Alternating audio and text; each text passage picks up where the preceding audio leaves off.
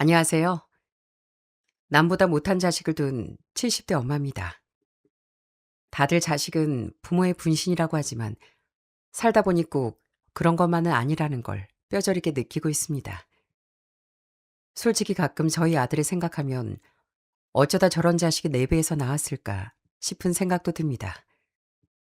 아무리 미워도 내 자식이고 원망스러워도 내 자식이라지만 부모란 이유 하나만으로 그 모든 걸 감내하기가 참으로 힘이 드네요. 도대체 부모 자식 간에 무슨 원수를 지었길래 제가 이런 소리를 하는지 지금부터 바로 말씀드리겠습니다. 우선 남편과 전 아주 젊은 나이에 만나 가정을 꾸렸습니다.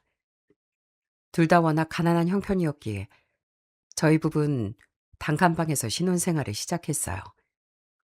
그래도 그땐 저희 둘 다 젊었고 꿈이 있었답니다. 여보, 내가 고생만 시켜서 미안해. 내가 돈 많이 벌어서 꼭 좋은 집으로 이사시켜 줄게.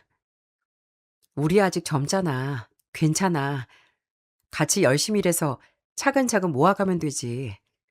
그러니까 나한테 미안하단 소리 하지 마.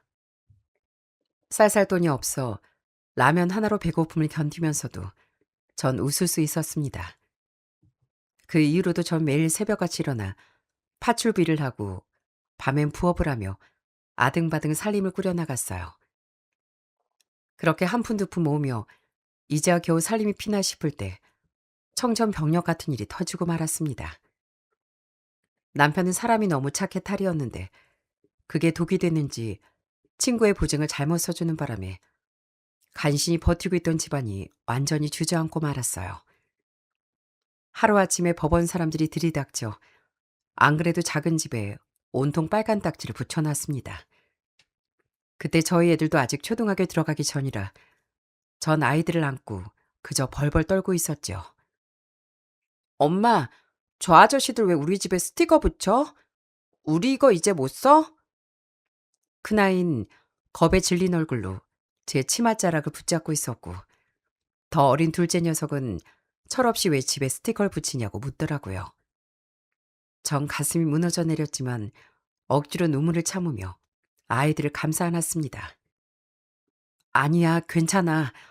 아무것도 아니니까 밖에 나가서 둘이 놀고 있어. 엄마가 밥 먹을 때 부를 테니까. 그때 남편은 마당 구석에서 고개만 푹 숙이고 있었고 저는 빨간 딱지가 덕지덕지 붙은 가구들을 보며 앞으로 어떻게 헤쳐나가야 할지 머리가 복잡했습니다. 그래도 산 사람은 살아야 하는 법이니 애써 힘을 내보려고 했어요. 당장 돈이 없으니 먹고 사는 것부터가 문제였어요. 쌀통은 바닥을 드러낸 지가 오래였고 수중에 남은 돈으론 아이들 반찬거리 하나 사기 힘들었습니다. 하루는 뭐라도 해야 할 것 같아 시장통에 나가 생선가게 앞에서 한참을 서성거렸어요. 그리고 생선가게 아주머니가 생선 대가리와 내장을 따로 모아두는 걸 보고 슬그머니 다가갔습니다. 저기 사장님, 혹시 그 생선 대가리 모아둔 거 버리실 거면 제가 좀 가져가도 될까요? 아, 이걸 어디에 쓰려고요? 아, 먹을 것도 없는데. 아이들 국이라도 좀 끓여주려고요. 부탁드릴게요. 아주머니 혀를 찌릿하면서도 비닐봉지에 생선 대가리를 가득 담아주셨어요. 집에 들어와 그 비린내 나는 생선을 씻어내는데 왜 그렇게 눈물이 나던지요. 그래도 저녁상에 오랜만에 찌개를 올려놓자 큰아이가 숟가락을 들다 말고 말했습니다. 엄마, 오늘도 물고기 뼈밖에 없어? 나도 친구들처럼 계란말이나 고기 반찬 먹고 싶어. 미안해. 월말에 월급 받으면 엄마가 맛있는 거 많이 해줄게. 그러니까 오늘은 국물에 밥 말아 먹자. 하지만 세월이 흘러 큰아이가 중학교에 입학했을 때도 형편이 나아지질 않았습니다. 애들 새 교복을 맞춰줄 돈이 없어 졸업한 선배들이 입던 헌 교복을 얻어올 정도였어요. 그마저도 상의는 소매 끝이 다 헤어져 있었고 바지 엉덩이 부분이 반질반질하게 발해 있었습니다. 엄마, 나 정말 이거 입고 학교 가? 다른 애들은 새 교복 입고 올 텐데 나만 거지처럼 보이면 어떡해. 아니 그래도 이거 깨끗하게 빨아서 다려놓으면 그렇게 나쁘지 않아. 엄마가 꼭 새 교복 사줄 테니까 지금은 이거 입고 가면 안 될까? 심지어 둘째 땐 신발 사줄 돈이 없어 항상 뒤축이 다 다른 운동화 신고 다니는 걸 알면서도 새 신발 하나를 사주질 못했었네요. 그래도 큰아이보다 씩씩했던 둘째 녀석은 그 구멍난 운동화 신고도 맨날 축구를 하러 다니더라고요. 아유, 너 발 안 아팠어? 어떻게 그런 신발을 신고 축구까지 했어? 아, 괜찮아요. 근데 이제 운동화 밑창까지 다 뚫렸나 봐요. 뛸 때 돌멩이가 밟혀서 좀 아프긴 했어요. 그러면서 둘째가 신발을 벗어 보여주려는데 정말 바닥에 주먹만한 구멍이 나 있더라고요. 둘째가 성격이 밝아 아무리 괜찮다고 해도 엄마인 제 마음은 천갈래 만갈래로 찢어지는 것 같더라고요. 말이 나와서 하는 말인데 큰 녀석과 둘째 녀석은 어릴 때부터 성격이 아주 딴판이었답니다. 큰아들은 내성적인 성격에 방에 틀어박혀 공부만 하는지라 학교 성적도 좋고 부모 속을 썩인 적이 없었어요. 반면 둘째 녀석은 활발하다 못해 온 동네 휘젓고 다니는 장난꾸러기였고 어찌나 엄마밖에 모르는 껌딱지인지 눈만 마주치면 애교를 부려댔습니다. 아들 둘이 있으면 막내가 딸 노릇을 한다더니 둘째가 딱 그런 녀석이었죠. 공부는 그렇게 잘하지 못했어도 워낙 성격이 좋아 친구들과 잘 어울렸고 학교에서 종종 반장을 맡아오기도 했습니다. 아들, 솔직히 말해봐. 너희 학교는 반장을 인기투표로 시켜주는 거야? 아이, 엄마, 물론 제가 인기가 많긴 하지만 그래도 애들이 책임감 있다고 뽑아준 거예요. 이렇게 달라도 너무 다른 두 녀석이다 보니 사춘기 무렵부턴 투닥투닥 싸우기 시작하더라고요. 하루는 큰아들이 독서실에 가려고 가방을 챙겨 나왔는데 거실에서 둘째가 친구들 데려와 한창 시끄럽게 떠들며 놀고 있었어요. 그때 큰아들이 쌀쌀맞게 쏘아붙였답니다. 야, 너네 나가서 놀면 안 돼? 시끄러워서 집중을 못하겠잖아. 여기가 형만 사는 집이야? 주말인데 집에서 친구들이랑 좀 놀 수도 있는 거지. 되게 예민하네. 둘째도 지지 않고 툴툴거렸고 큰아들은 문을 쾅 닫고 나가버렸습니다. 또 한 번은 둘째 녀석이 큰아들이 열심히 적는 오답노트를 이면지인 줄 알고 딱지로 접어버린 적이 있었네요. 큰 녀석은 둘째가 아무리 미안하다고 해도 화를 풀지 않더라고요. 너 미쳤어? 왜 남의 공책을 왜 함부로 만져? 그거 내가 몇 달 동안 정리한 노트란 말이야.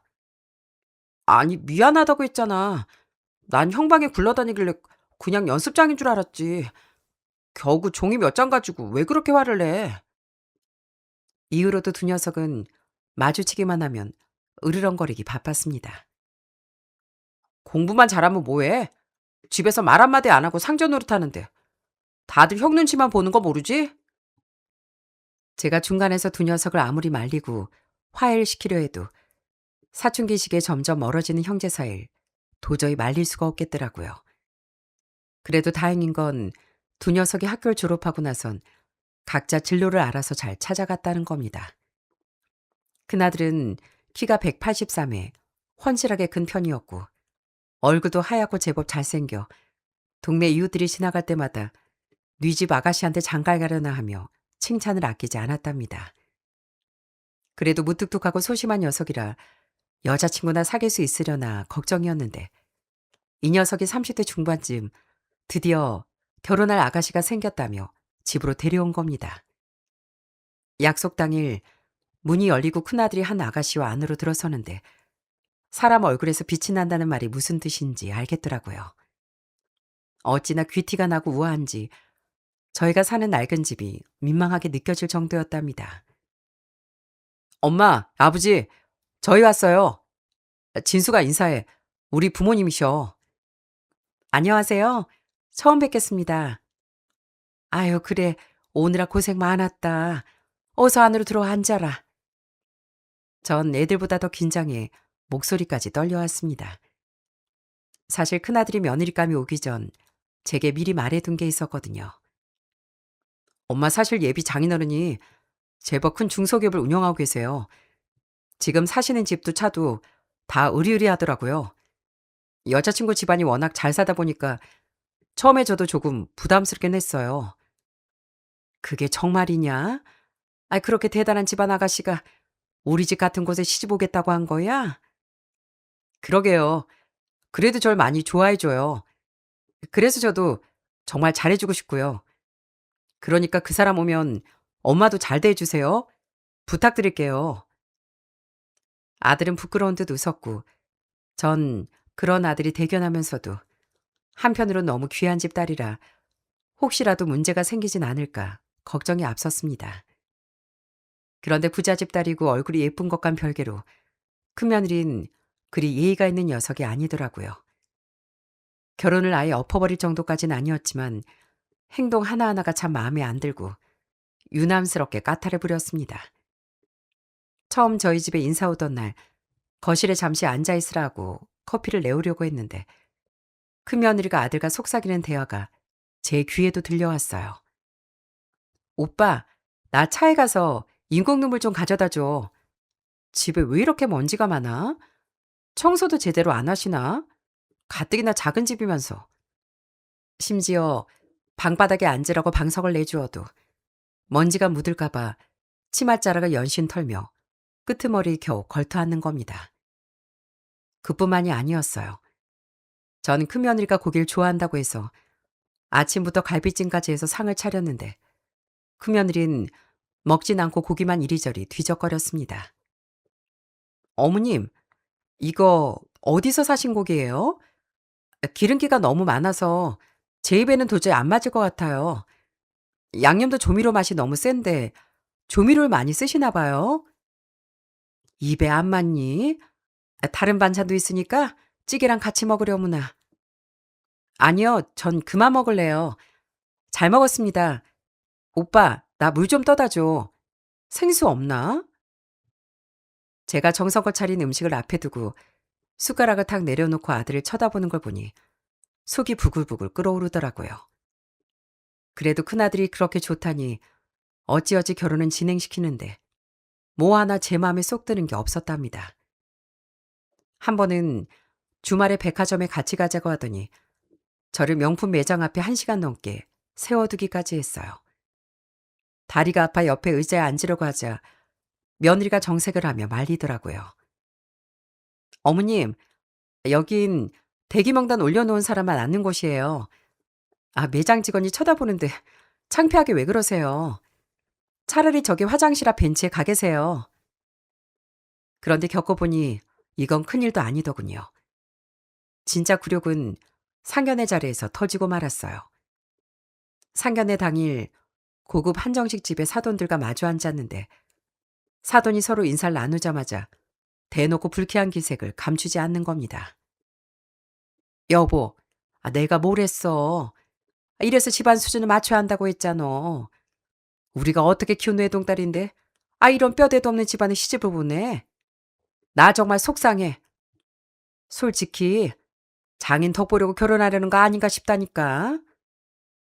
저희 가족이 다 있는 자리에서 대놓고 무시를 하니 하도 자존심이 상하고 기가 막혀 상견례가 끝나자마자 아들을 붙잡고 결혼을 말렸습니다. 아들, 너 저런 집에 장가 가면 평생 기 한번 못 펴고 산다. 사돈 될 사람들 인성 좀 봐라. 며느리 아이 까탈스러운 것도 모자라 우리를 아주 거지 취급을 하더구나. 너 이 결혼 다시 생각해봐. 하지만 아들은 제 말을 들은 척도 하지 않았습니다. 오히려 제가 한 번만 참으라며 절 말리는 거예요.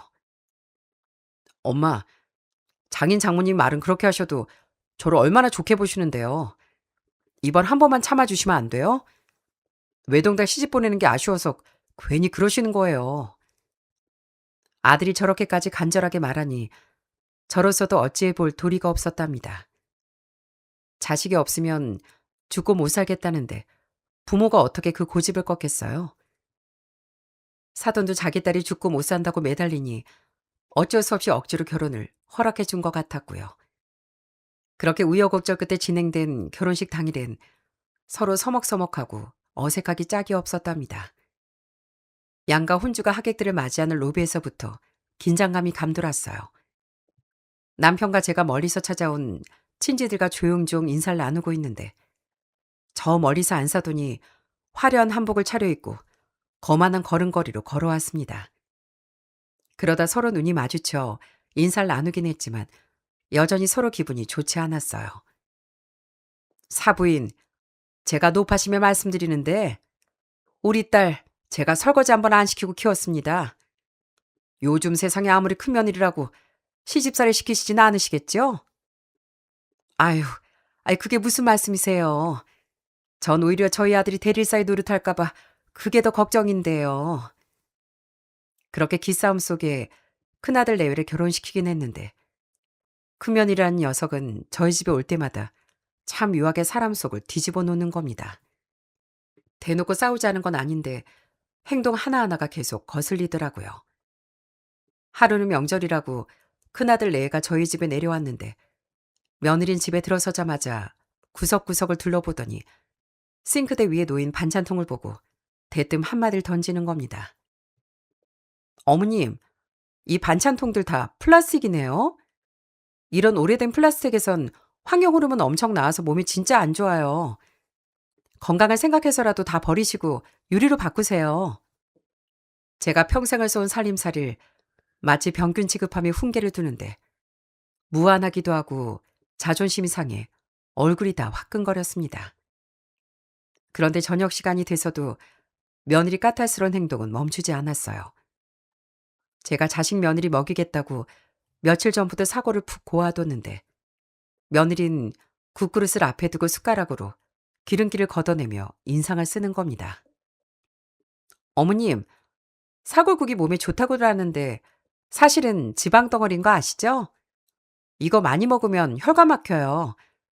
거기다 고기 누린내도 좀 나는 것 같은데 전 그냥 다른 거 먹을게요.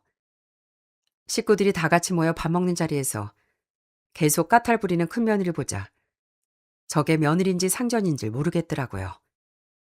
가장 기가 막혔던 건 아들 내외가 집을 떠나기 직전이었답니다. 그 무렵 시골에서 친척이 보내준 농산물들이 있어 애들 손에 들려보내려고 검은 비닐봉지 햇감자 양팔 챙겨두었는데요. 며느리 비닐봉지를 받아들자마자 팔을 멀찍이 뻗으며 질색을 하더군요. 어머님, 이거 씻지도 않은 거죠? 이런 흙 묻은 채소들 베란다에 두면 벌레 생겨서 관리하기 힘들어요. 저희 마트에서 다 세척되어 나오는 것만 소량으로 사다 먹거든요. 이거 들고 갔다가 괜히 썩혀버릴 것 같아 그냥 두고 갈게요. 다른 사람 주시거나 두 분이 드세요. 전 지들 생각해서 바리바리 챙겨준 건데 그걸 지저분하다고 기어이 두고 가는 걸 보니 너무 서운해 눈물이 핑 돌았습니다. 그 이후로도 큰며느리와의 관계가 영 가까워지지 않아 계속 대면대면하게 지냈던 것 같습니다. 그렇게 한 2년쯤 지났을까요? 이번엔 둘째 녀석이 결혼하겠다고 차만 아가씨를 데려왔습니다. 저는 큰며느리한테 하도 당한 게 많고 마음고생을 했던 터라 혹시 둘째 며느리도 까탈스럽고 무례한 아가씨가 오면 어쩌나 걱정을 아주 한가득 하고 있었네요. 그런데 웬걸 처음 인사를 하러 온 둘째 며느린 정말 착하고 참한 아가씨였어요. 처음 저희 집에 인사로 오던 날 둘째 며느린 약속 시간보다 무려 30분이나 일찍 도착해 양손 무겁게 과일 바구니를 들고 들어왔습니다. 그러더니 저희 부부를 보자마자 환하게 웃으며 무릎을 꿇고 공손하게 큰절까지 올리는 겁니다. 어머님, 아버님, 처음 뵙겠습니다. 전 최민영이라고 해요. 오빠에게 말씀 많이 전해드렸는데 실제로 보니까 어머님, 아버님 인상이 더 좋으신 것 같아요. 집도 너무 아득하고 포근해서 좋네요. 낡은 집을 타박하기 바빴던 큰며느리와 달리 둘째 며느리가 연신 칭찬까지 하며 싹싹하게 말하는 모습에 긴장했던 제 마음이 사르르 녹아내렸습니다. 그러다 식사 시간이 됐을 때도 둘째 며느리 예쁜 마음씬 빛을 발했어요. 제가 부엌에서 음식을 준비하려고 하자 얼른 앞치마를 챙겨 입고 따라 들어와 제 옆에 착 하고 서더라고요. 어머님, 저 요리 배우는 거 정말 좋아해요. 그래서 앞으로 어머니께 많이 배우고 싶어요. 시키실 거 있으면 저 시키세요. 옆에서 열심히 도울게요. 아유, 우리 집에 온 손님인데 어떻게 일을 시키겠어. 가서 재미있냐고 놀고 있으려무나. 제가 아무리 말려도 둘째 며느린 식탁 세팅부터 수저 놓는 것까지 정성껏 도왔고 제가 내온 불고기와 나물 반찬을 참 복스럽게 먹더니 연신 감탄을 터뜨렸습니다. 어머님, 음식이 하나같이 다 너무 맛있어요. 저 오늘 밥 두 그릇도 먹을 수 있을 것 같아요. 오빠, 나 앞으로 살 많이 찔 것 같아. 어머님 음식이 너무 맛있어서. 둘째 며느리가 복스럽게 밥을 먹고 진심으로 좋아하는 모습을 보니 음식을 준비하나 드린 시간이 하나도 아깝지가 않고 되려 뿌듯함이 밀려왔습니다. 그렇게 식사를 마치고 과일을 먹을 때도 둘째 며느린 저희 옆에 착 붙어선 참 귀엽게도 말을 걸어왔어요. 어머님, 그 애가 맨날 어머님 아버님 자랑만 했는데 왜 그랬는지 알 것 같아요. 어머님 인상이 너무 좋으시고 아버님도 참 다정하신 분인 것 같아요. 전 부모님이 어릴 때부터 바쁘셔서 같이 통 시간을 많이 못 보냈거든요.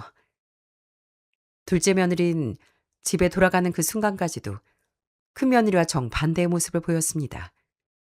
둘째 때도 제가 시골에서 올라온 채소라며 검은 비닐봉지에 감자 양파를 담아주었는데 둘째 며느린 그걸 귀한 보물이라도 되는 양 품에 꼭 안더라고요.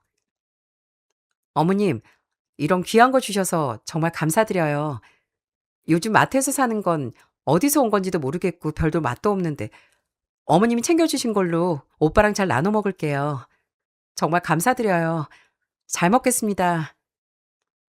둘째 며느리가 이렇게 매사 겸손하고 다정한 성격이니 제 마음속에선 자연스럽게 큰 며느리하고 비교가 될 수밖에 없었지요. 결정적으로 큰 며느리와 둘째 며느리가 결혼하고 처음으로 같이 명절을 보내던 때였어요. 둘이 인사를 잘 나누는가 했더니 얼마 지나지 않아 동서 간의 묘한 기류가 흐르는 것 같았습니다. 그러더니 부엌에서부터 은근한 신경전이 시작되더라고요. 우선 둘째 며느린 일찌감치와 앞치마를 메고 전을 부치고 있었는데 큰 며느린 점심시간이 다 되어서야 슬그머니 부엌으로 들어왔습니다. 그런데 큰 며느리가 둘째 며느리가 정성껏 붙여놓은 동그랑땡을 보더니 손가락 끝으로 쟁반을 톡톡 치며 한마디를 툭 던지는 겁니다. 동서, 전을 왜 이렇게 기름지게 부쳤어? 괜히 기름 많이 쓰면 몸에 안 좋은데 맛도 느글느글해서 별로고. 우리 집은 전 부칠 때 오일 스프레이로 살짝만 뿌려서 굽거든. 동서 귀찮다고 대충 하지 말고 가족들 건강도 생각해야지. 둘째 며느린 전을 뒤집다 잠시 멈칫하더니 이내 생글생글 웃으며 조근조근 받아치더라고요. 아, 그래요? 그래도 명절인데 기름 냄새가 좀 나야죠. 저는 이렇게 부쳐야 겉은 바삭바삭하고 속은 촉촉하니 맛있더라고요. 아버님도 고소한 걸 좋아하셔서 제가 신경 좀 썼어요. 다음에 형님이 오일 스프레이 챙겨오시면 그렇게도 해볼게요. 둘째 며느리가 나긋나긋하면서도 절대 밀리지 않자 큰 며느린 이것 봐라 하는 표정으로 인상을 찌푸리더라고요. 이렇게 둘 사이 신경전은 식사를 마치고 설거지를 할 때도 이어졌습니다. 둘째 며느리가 고무장갑을 끼고 싱크대 앞에 서자 큰 며느리가 식탁에 앉아 손톱만 만지작거리며 말했습니다. 동서, 수세미 그거 낡은 거 쓰지 말고 싱크대 하부장 열면 내가 지난번에 사온 일회용 친환경 수세미 있을 거야. 어머님이 그릇도 닦고 바닥도 닦고 하는 더러운 수세미 좀 버리자. 어머님이야 옛날 분이라고 해도 동서가 눈치껏 하면 좋잖아. 그때도 둘째 며느린 지지 않고 맞섰습니다. 형님, 이거 어머님이 매일 삶아서 바짝 말려 쓰시는 거라 아주 깨끗해요. 평생 살림해 오신 어머님 노하우가 담긴 거라 오히려 제가 배울 게 참 많더라고요. 아, 형님은 안 해보셔서 잘 모르시죠? 본인을 은근히 돌려가며 시어머니인 제 편을 드는 둘째 며느리 말대답에 큰 며느린 자존심이 상했는지 헛기침을 하더라고요. 하지만 큰 며느리도 이대로 물러날 녀석이 아니었습니다. 한 번은 어디서 비싼 수박이라며 사와선 계속 유세를 부리더라고요. 이거 다들 맛 좀 보세요. 이 수박 백화점에서 되게 비싸게 주고 산 거거든요. 일반 마트에서 파는 거랑은 당도 자체가 다르니까 많이 드세요. 동서도 이런 비싼 과일은 자주 못 먹어봤을 테니까 많이 먹어두고. 네, 형님. 잘 먹을게요. 둘째 며느린 큰 며느리가 내놓은 수박을 맛있게 한 입 먹곤 갑자기 가방에서 유리병 하나를 꺼내 제 앞에 놓았습니다. 형님 덕분에 귀한 수박 잘 먹었어요. 어머님, 이건 저희 친정엄마가 시골에서 직접 키우신 유기농 딸기로 만든 수제잼이에요. 설탕 하나 안 넣고 발효시킨 거라 건강에도 아주 좋으실 거예요. 아침에 빵에다가 발라 드세요. 어머, 아이 사돈 이런 걸 다 보내주셨니? 정말 감사하다고 전해다오. 제가 수박보다 잼을 보며 더 기뻐하자 큰 며느린 순식간에 얼굴이 확 굳어졌습니다. 두 며느리가 대놓고 소리를 높여 싸우진 않았지만 주고받는 말 한마디 한마디에 가시가 잔뜩 돋친 걸 알 수 있었죠. 그 뒤로도 첫째 뇌와 둘째 뇌는 영 불편한 관계를 이어가더라고요. 아무리 그래도 둘밖에 없는 자식 며느리 사이가 나빠지는 걸 원하지 않아 전 틈나는 대로 가족 모임 자리도 만들고 누구 하나 차별하지 않으려 더 신경을 많이 썼습니다. 그렇게 큰 며느리가 결혼한 지 한 8년 정도가 지났을 때였어요. 그때 정말이지 상상도 못할 경악스러운 일이 벌어지고 말았습니다. 언제부턴가 큰 며느린 명절 때마다 골프를 치러 간다며 얼굴도 비추지 않았고 그 바람에 착한 작은 며느리 저랑 둘이 명절 음식을 하느라 고생을 참 많이 했습니다. 그런데 그해 명절엔 작은 며느리 몸이 너무 안 좋아 도저히 오지 못하는 상황이었어요. 어머님, 정말 죄송해서 이걸 어떡하죠? 제가 몸살이 너무 심하게 걸려서 도저히 일어날 수가 없네요. 아유, 너 무슨 그런 걱정을 하고 있어. 넌 아무 생각 말고 그저 몸조리만 잘하고 있거라. 재민이도 내려올 필요 없다고 해. 아, 옆에서 병간호해 줄 사람이 있어야지. 아니에요. 그인 다음 날이라도 내려갈 거예요. 어머님, 아버님 괜히 두부만 일하시지 말고 시킬 거 있으면 꼭 그이 시키세요. 늘 저랑 손발이 착착 맞던 둘째 며느리가 오질 못하게 됐으니 결국 남편과 저 둘이 끙끙대며 명절을 준비하고 있었습니다. 그러다 한참 늦은 오후가 돼서야 웬일로 큰 며느리가 먼저 쓱 들어오더라고요. 어머님, 저 왔어요. 그인 잠깐 정비소 다녀올 일이 있다고 해서 저 먼저 택시 타고 들어왔어요. 큰 며느리가 오랜만에 왔길래 그래도 뭐 하나 거둘 줄 알았는데 역시나 큰 며느린 거실 소파에 딱 자리를 잡고 앉아 손 하나 까딱할 생각을 하지 않았습니다. 심지어 과자 하나 뜯어먹으며 핸드폰 동영상을 보고 깔깔대고 웃기만 하더라고요. 남편과 전 땀까지 흘리며 전을 부치고 명절 음식 하느라 고생하고 있는데 거실에서 혼자 깔깔 웃어대는 소리를 들으니 이때까지 참았던 화가 머리 끝까지 치밀어 올랐습니다. 예, 어머마, 다른 거 못하겠으면 저기 싱크대에 쌓인 설거지라 좀 해주렴. 네 동서도 몸이 아파 못 왔는데 우리끼리 하려니 손이 너무 모자라는구나. 그때 참다 못해 제가 싱크대 쪽을 가리키며 딱 한마디를 했습니다. 그러자 큰 며느린 들고 있던 핸드폰을 소파에 툭 던지더니 입이 대빨 나와선 툴툴거리기 시작했어요. 어머님, 지금 저한테 설거지 시키시는 거예요? 저 집에 있을 때도 설거지 안 해요. 설마 이거 시집살이 시키시는 거 아니죠? 전 그러면 어머니 큰아들한테 전화해 보시던가요. 빨리 오라고. 며느리가 아예 눈까지 흘기며 짜증을 내는 모습에 제 인내심에도 바닥이 나고 말았습니다. 아유, 됐다. 하기 싫은 간도. 그래, 너 좋을 대로 편하게 쉬다 가거라. 아주 공주님이 따로 없네 정말. 전 국자를 콱 내려놓으며 크게 화를 냈고 그러자 큰며느리 역시 신경질적으로 방으로 들어가 버리더군요. 그리고 진짜 사건은 그날 저녁에 터지고 말았습니다. 엄마, 저랑 잠시 얘기 좀 하세요. 세상에 볼일 다 보고 뒤늦게 집에 온 큰아들에게 큰며느리가 바로 찾아가 악을 쓰며 따져 물었던 모양이더군요. 큰아들이 저희한테 인사를 하기도 전 큰며느린 아들을 질질 끌고 방으로 데려갔습니다. 그리고 방 문틈 사이로 집안 전체에 다 들릴 정도로 소리를 막 지르는 거 있죠? 당신 똑똑히 들어? 자꾸 당신 어머님이 나한테 이래라 저래라 하면서 부려먹으려고 하시는데 나 당장 우리 부모님한테 말할 거야. 엄마 아빠한테 말해서 당신한테 회사 절대 안 물려주게 만들 거라고. 내가 왜 당신 엄마한테 이런 대접받으며 살아야 하는데? 당신 성공하고 싶으면 제발 눈치껏 행동해. 알겠어. 미안해. 내가 잘 말씀드릴게. 사돈 어르신이 큰 회사를 운영하는 건 알고 있었는데 그 회사를 사회인 저희 아들에게 물려주니 많이 하는 건 저도 모르고 있었답니다. 그래서 큰아들이 더더욱 며느리 눈치를 보고 있었나 봐요. 꼭 출세하겠다며 호랑이 굴로 제 발로 걸어 들어갔던 아들은 처가의 돈과 권력 앞에서 아무 말도 하지 못한 채 그저 알겠어, 알았어 이 소리만 하고 있더라고요. 그 비참하고 기가 막힌 광경을 알게 되자 전 더더욱 속이 답답해졌습니다. 그런데 그날 저녁 정말 뜻밖의 아들이 술에 잔뜩 취해 절 거실로 불렀습니다.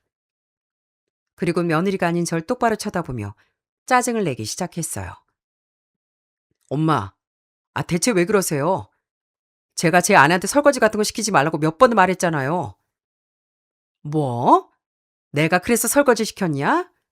너 말은 똑바로 해라. 이게 어디서 아내 등살에 밀려? 지 부모한테 술주정을 해. 너 자꾸 이러면 내가 진짜 시집살이가 뭔지 보여주는 수가 있어.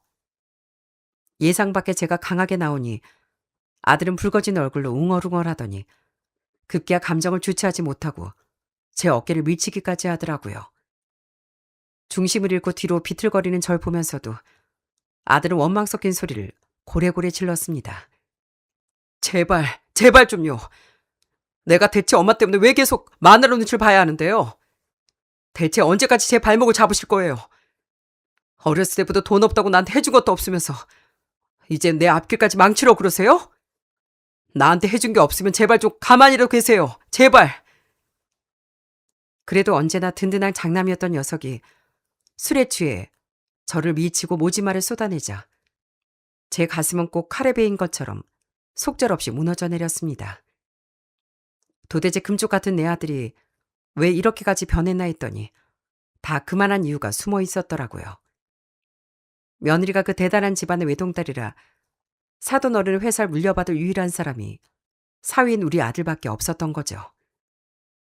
아들은 처가의 재산과 회사를 본인 것으로 만들고 싶어 지독한 욕심이 났던 모양입니다. 엄마, 저 진짜 성공하고 싶어요. 그러니까 눈치껏 처가 식구들 비위만 맞춰주면 우리 집안 전체가 팔자 고치는 거라고요. 그러니까 제발 집사람한테 뭐라 하지 마세요. 제발 저 좀 살려주세요, 엄마. 큰아들은 제발 자식을 생각해서라도 며느리 눈치 좀 봐달라고 울고불고 매달렸습니다. 처가에서 쫓겨나면 지 인생도 끝장난다는 아들을 보며 저는 억장이 무너지는 슬픔과 비참한 기분이 들어 아무 말도 하지 못했습니다. 그렇게 뜬 눈으로 비참한 밤을 보내고 다음날 아침이 됐습니다. 아들은 술이 깨자마자 거실에 있던 제 앞에 무릎을 꿇었어요. 어제 그 부리부리한 눈빛은 어디로 가고 제 바지가랑을 붙잡으며 애원하기 시작했죠. 엄마, 어젠 죄송했어요. 그래도 제 말 무슨 말인지 아시겠죠? 그러니까 이번 한 번만 제발 좀 참아달라고요. 나중에 장인어른 돌아가시면 그 회사 다 제 거 되는 거예요. 너 지금 그게 애미를 밀치기까지 해놓고 하는 소리냐? 네가 어떻게 나한테 이럴 수가 있어. 제가 진짜 미쳐서 그랬어요, 엄마. 그러니까 제발 부탁인데 엄마가 잠시만 집에서 나가 계셔주면 안 될까요? 전 순간 제 귀를 의심했습니다. 본인들이 명절이라고 저희 집에 내려와 있던 거면서 도리어 저더러 집에서 나가라니 정말 어이가 없더라고요. 당장 큰아들 내가 서울로 올라가긴 힘든 상황이니까 며느리 화가 풀릴 때까지 오히려 저보고 나가달라는 거였습니다. 아들이 그렇게까지 선을 넘으며 절 밖으로 내몰려고 하자 그때까지 모든 상황을 지켜보던 남편이 결국 폭발하고 말았습니다. 남편은 눈에 불을 켠 채 큰아들의 덜미를 낚아챘어요. 이 천하의 불효자식 같은 놈아! 네가 감히 어디서 누굴 밀치고 누굴 나가라 말아야. 돈에 눈이 멀어 지 부모도 못 알아보는 놈. 네 놈이 그러고도 사람이야? 남편은 심지어 아들 며느리 짐가방을 밖으로 던져버리고 현관문을 활짝 열어젖히며 소리쳤습니다. 너희 같은 인간 말종들은 내 집에 단 1분도 들여놓을 수가 없다. 당장 내 집에서 꺼져. 다신 이 집에 발도 들일 생각하지 말고.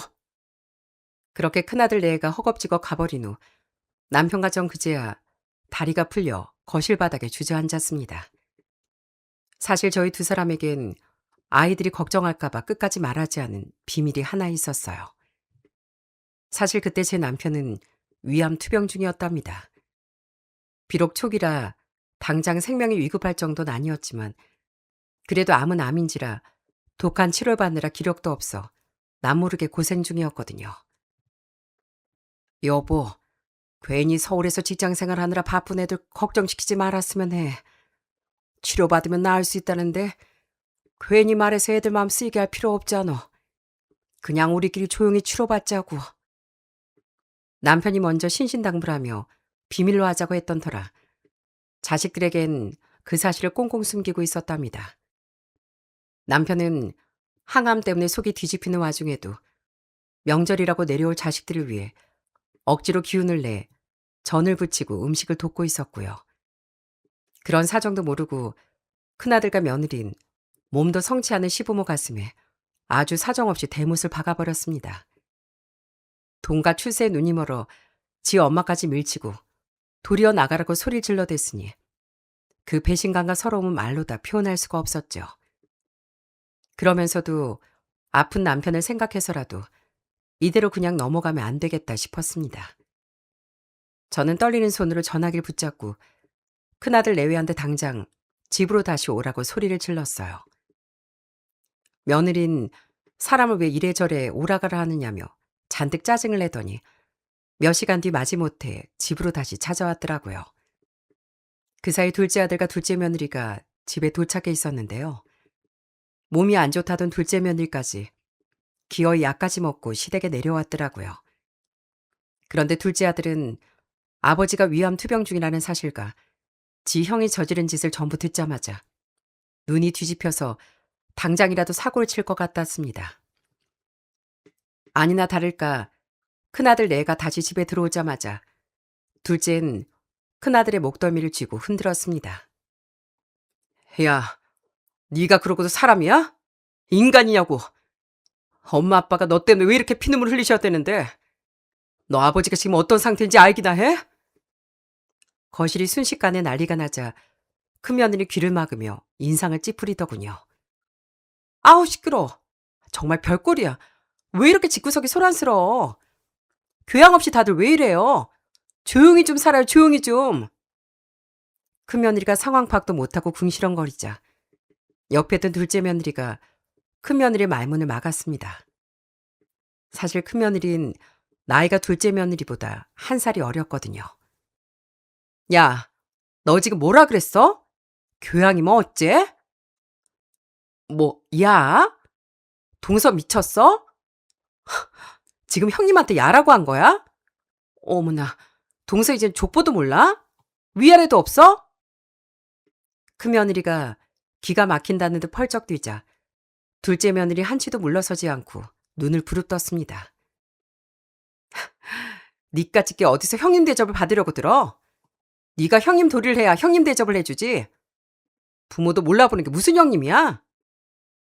순식간에 집안이 완전히 개판으로 변해버렸고 저는 더는 그 꼴을 보고 있을 수가 없었답니다. 정말이지 여기서 확실하게 끝을 내야겠다 싶었어요. 다들 그만해라. 큰애 너희들 내 말 똑똑히 들어. 다시 이 집에 찾아오지도 말고 나 죽을 때까지 얼굴 볼 생각도 하지 마라. 오늘부로 너희랑은 인연 끝이야. 제가 절연을 선언하자 큰며느리는 오히려 기다렸다는 듯 얍삽하게 대꾸를 하더라고요. 어머, 저야 좋죠. 어머님, 근데 진짜죠? 어머님 분명 오지 말라고 하셨어요. 나중에 딴소리하기 없기에요. 큰아들도 제 마음에 빗을 꽂으며 며느리의 말에 맞장구를 치는 겁니다. 알겠어요. 안 올게요. 안 오면 되잖아요. 앞으로 그냥 큰아들 없다고 생각하세요. 이렇게 사사건건 제 발목 잡으려고 드는데 저도 이제 지긋지긋해서 싫습니다. 두 사람은 그렇게 짐을 챙겨 문을 쾅 닫고 나가버렸습니다. 그 이후 저희 부부는 큰아들 내와 연락을 완전히 끊은 채 자식 하나 없는 셈 치고 4년이란 시간을 보냈어요. 지금 생각하면 그 4년이 오히려 마음이 편했을지도 모르겠네요. 그렇게 오랜만에 평화를 즐기고 있는데 정말 뜻밖의 큰아들 녀석에게서 먼저 연락이 왔습니다. 수화기 너머로 들려오는 아들의 목소리는 예전에 그 당당하던 목소리가 아니라 금방이라도 부서질 것처럼 갸냘프게 떨리고 있더라고요. 엄마, 잘 지내세요? 저예요. 네가 이 시간에 웬일이니? 우리 인연 끄는 거 아니었어? 다시는 안 볼 것처럼 좋다고 나가더니. 제가 냉정한 목소리로 대꾸하자 큰아들은 갑자기 울음을 터뜨리며 청천벽력 같은 소식을 전했습니다. 엄마, 저 암이래요. 병원에서 위암이래요. 저 어떡하면 좋아요? 그 순간 전 머릿속이 하얘지면서 심장이 쿵 내려앉았습니다. 남편도 위암으로 투병 중이었는데 아직 젊은 큰아들 녀석까지 똑같이 위암에 걸렸다는 거였죠. 그건 정말이지 지독한 가족력인 것 같더라고요. 돌아가신 시아버지께서도 생전에 암으로 고생하시다 돌아가셨는데 그 가족력이 남편을 거쳐 큰아들에게까지 고스란히 내려간 겁니다. 그런데 제 가슴을 더 찢어놓은 건 그 뒤에 이어진 아들의 비참한 고백이었어요. 처가의 재산과 회사를 물려받아 인생 역전을 하겠다며 그 대단한 처가의 비를 맞추고 살던 아들이었는데 막상 암에 걸려버리니 그 잘난 며느리와 처가 식구들이 아들을 아주 헌신작처럼 버려버린 거였어요. 아들을 모두에게 버림받고 오갈 데도 없어지자 결국 부모인 절 찾았나 봅니다. 엄마, 전 정말 잘 사고 싶었어요. 우리 가족 어릴 때 너무 힘들게 살았으니까 제 손으로 어떻게든 우리 집안 남부럽지 않게 일으키고 싶었다고요. 남들한테 가난하다고 손가락질 안 받고 먹고 싶은 거 마음껏 먹고 하고 싶은 거 다 하면서 그렇게 보란 듯이 잘 살고 싶었어요. 그런데 제가 생각이 너무 짧았나 봐요. 부모 가슴에 대못 받고 처가비만 잘 맞춰주면 다 제 세상이 될 줄 알았는데 제가 너무 어리석었어요, 엄마. 큰아들은 그제 후회의 눈물을 쏟아내며 그동안 제가 알지 못했던 처가 실체에 대해서도 털어놓았습니다. 큰아들은 장인어른이 연세가 많으시니 유일한 사인 자기에게 회사를 고스란히 물려줄 거라고 굳게 믿고 있었나 봐요. 장인어른이 30살 후반 늦은 나이에 어렵게 며느리를 낳아 벌써 70 중반의 고령이셨으니 큰아들은 오직 그 회사 하나만 바라보고 모든 수모를 다 견뎠던 거죠. 하지만 그건 큰아들의 철저한 착각이자 희망사항일 뿐이었답니다. 당장 내 딸과 갈라서게. 회사에서도 짐 싸고 내 회사 내가 내쫓겠다는데 무슨 말이 많나. 더군다나 우리 딸이 자네가 보기 싫다는데 내가 어쩌겠는가. 팔은 안으로 굽는 법일세. 자네가 언제까지 내 사이로 있을 줄 알았나. 괜히 성치도 않은 몸으로 법정 싸움까지 할 생각은 아니겠지? 처가에선 제 아들이 아프다는 사실을 알자마자 회사는커녕 무속도로 차갑게 돌아서며 이혼 소리를 들이밀었답니다. 엄마, 저 이혼당했어요. 그 사람들이 제 몸 아프다고 쓸모 없어졌다면서 뒤도 안 돌아보고 절 내쫓았어요. 아이 양육권도 다 뺏겼고요. 그 사람이 애들은 자기가 키우겠다고 하면서 저한텐 옷가지 몇 개만 쥐어서 내보냈다니까요. 저 이제 갈 곳이 없어요, 엄마. 아들의 울부짖음을 들으며 저 역시 수화기를 붙잡고 흐느껴 울 수밖에 없었답니다.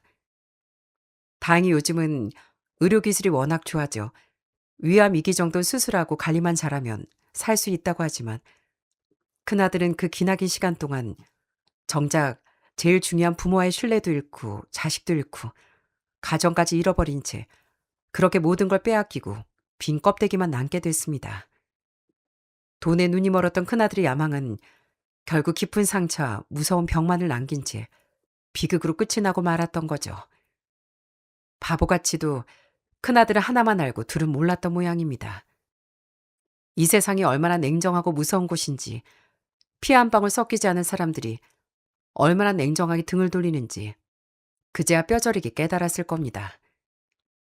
그 이후 큰아들은 투병 생활을 하면서도 저희에게 죄책감이 너무 크다며 감히 집으로 들어올 엄두도 내지 못했습니다.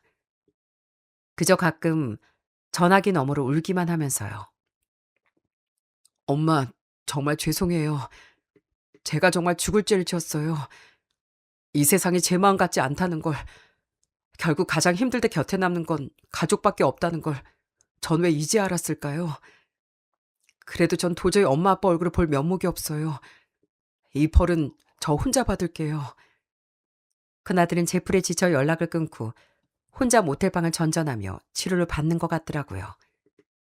남편과 전 물론이고 그 소식을 들은 둘째 아들 녀석도 형이 걱정돼 밤잠을 설치며 대체 어디 있는 건지 찾아 헤맸습니다.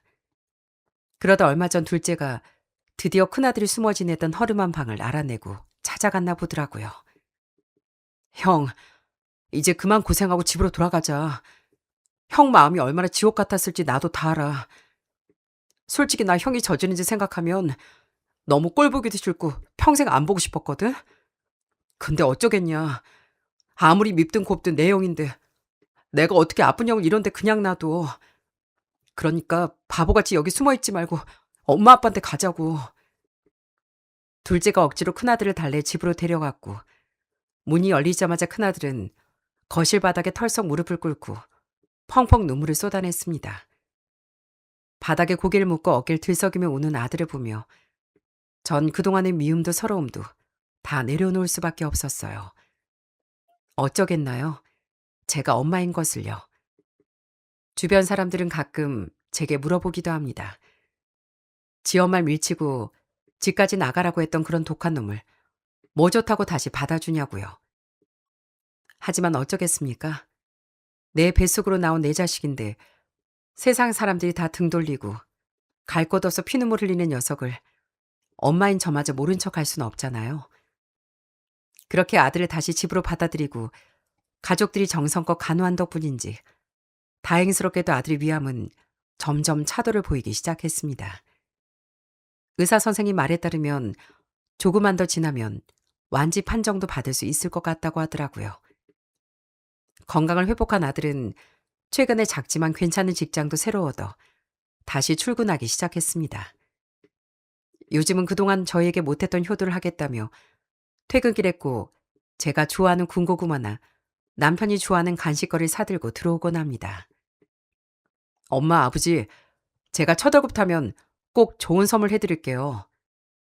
아이고, 됐다. 너 필요한댔어. 건강관리 소홀히 하지 말고. 알겠지? 며칠 전엔 아들이 식탁 위에 지갑을 두고 출근했길래 무심코 열어봤다가 지갑 한 구석에서 낡은 사진 한 장과 쪽지를 발견했습니다. 그 안엔 짤막한 편지와 함께 저희 가족이 아주 예전에 다 함께 찍었던 빛바랜 가족 사진이 소중하게 들어있더라고요. 큰아들은 그동안 처가에 힘입어 꼭 성공하겠다고 악을 썼지만 마음속 깊은 곳엔 항상 가난했던 그 시절의 가족들의 모습을 품고 살았던 겁니다. 그걸 보니 저도 눈물이 왈칵 쏟아지면서 가슴이 먹먹해지더군요. 돌이켜보면 참 기나긴 악몽을 꾼 것 같습니다. 부잣집 딸이라고 거만하게 굴며 시어머니인 절 무시하고 명절마다 살림이나 타박하던 큰며느리 때문에 마음고생이 참 심했던 적도 분명히 있었어요. 심지어 착한 작은 며느리가 혼자 부엌에서 땀 흘리며 일할 때도 혼자 공주님 놀이를 하던 그 기고만장한 태도는 지금 생각해도 싹수가 노랗다 못해 치가 떨립니다. 하지만 결국 돈으로 세운 모래성은 오래가지 못했고 저에게 남은 건 가족들의 사랑뿐이었네요. 비록 큰아들은 많은 걸 잃고 이혼이라는 아픔도 겪었지만 이번 일을 통해 인생에서 가장 소중한 것이 무엇인지 확실하게 깨달았으니 그것만으로도 큰 재산을 얻었다고 생각하렵니다. 지금 이 사연을 듣고 계신 구독자분들도 곁에 있는 가족들의 손을 한 번 더 따뜻하게 잡아주시는 하루가 되셨으면 좋겠습니다. 전 저희 남편 큰아들 병간호 열심히 하며 하루하루 건강하게 살아가도록 하겠습니다. 사연 들어주셔서 감사드립니다.